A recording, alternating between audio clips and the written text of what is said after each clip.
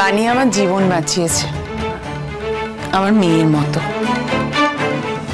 বেশ, আজকে থেকে আমি বানিকে তুই করেই বলবো। বানি, তুই আজকে রান্না করবি, ব্যাস, আমি কোনো কথা শুনবো না। কি মজা কি মজা, মা রান্না করবে। মাম্মাম চুপ, এক এক সময় এমন বিপদে ফেলিস না। ঠিক আছে, যে রান্না করে করুক, আমার কিছু যায় আসে না। আমার একটাই কথা, তুমি কিন্তু যা যাবে না, তাহলে আমি মোটে রান্নাঘরে পাও বাড়াবো না। আরে না না, আপনি না থাকলে মানে পার্টিসিপেট না করলে চলে নাকি? তাহলে তো কম্পিটিশনটাই হবে না। বরং এক কাজ করা যাক, এবারে আমরা দুজন জাজ থাকি, আমি আর পিনাকি। কি পিনাকি, রাজি তো? আমি রাজি, একদম রাজি। আমরা টেস্ট করে বলে দেবো কারটা বেস্ট। তোমরা তো কোনোদিন রান্নাঘরে পাই দাওনি। আচ্ছা, তোমরা রান্নার কিছু বোঝো? একদম ঠিক বলেছো আন্টি। এই যে অনিরুদ্ধ, শোনো না, এক কাজ করো, আমাদের পায়েসের কম্পিটিশনের তুমি জাজ হও। হ্যাঁ? না না, প্লিজ আমাকে রক্ষা করো। আমি দেখবে সবাইকে 10 10 দিয়ে দেবো, সবাই ফার্স্ট হয়ে যাবে। কিন্তু জাজ ছাড়া তো কম্পিটিশন হয় না, তাহলে কি করা যায়? কে জাজ হবে? কে জাজ হবে? কে জাজ হবে? আমাদের তানিয়া। না না দাদু, ও কি করে জাজ হবে? ও তো কিছু জানেই না। ওই তো জাজ হবে, কারণ বাচ্চারা কখনো মিথ্যে কথা বলে না। কথায় বলে না, শিশু ভোলানাথ।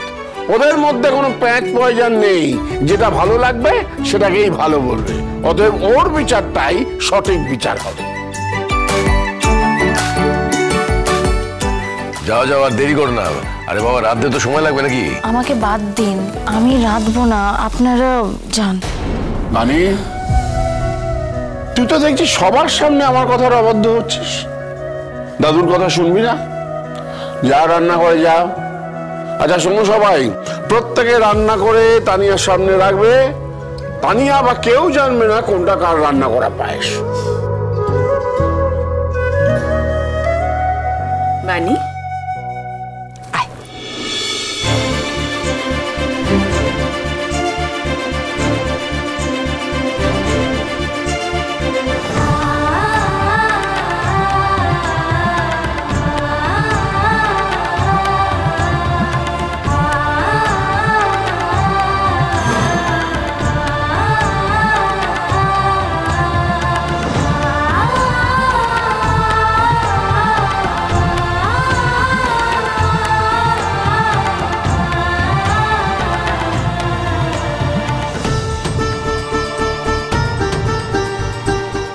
কিছুতেই ভালো পায়েস বানাতে দেব না আমি এই মেয়েটাকে।